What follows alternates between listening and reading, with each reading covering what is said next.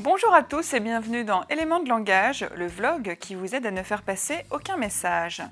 Vous avez sans doute été déstabilisé par l'interruption estivale de cette rencontre tant plébiscitée. Je le reconnais, j'ai pris des vacances et sachez pour vous consoler que j'assume pleinement les ramifications de ce choix. Assumer, prendre en charge sa responsabilité et en accepter les conséquences. Apprenez aujourd'hui à être pardonné sans présenter d'excuses et sans vous reconnaître aucun tort, car selon un proverbe chinois, on excuse celui qui ne s'excuse pas.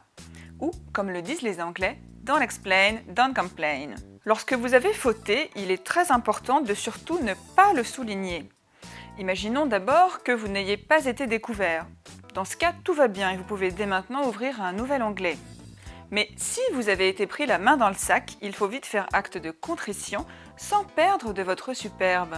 Surtout, ne dites pas « Désolé, je présente mes excuses et j'espère obtenir votre pardon ».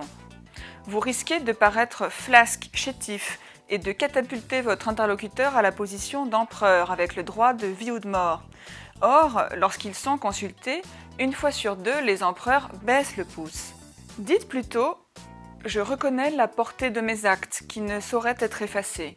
J'en assume l'entière responsabilité et je m'engage devant vous à en porter toutes les conséquences, de la première à la dernière. » Ainsi, votre auditoire vous innocentera, car il aura l'impression que vous vous repentez, alors que vous n'avez avoué aucune faute.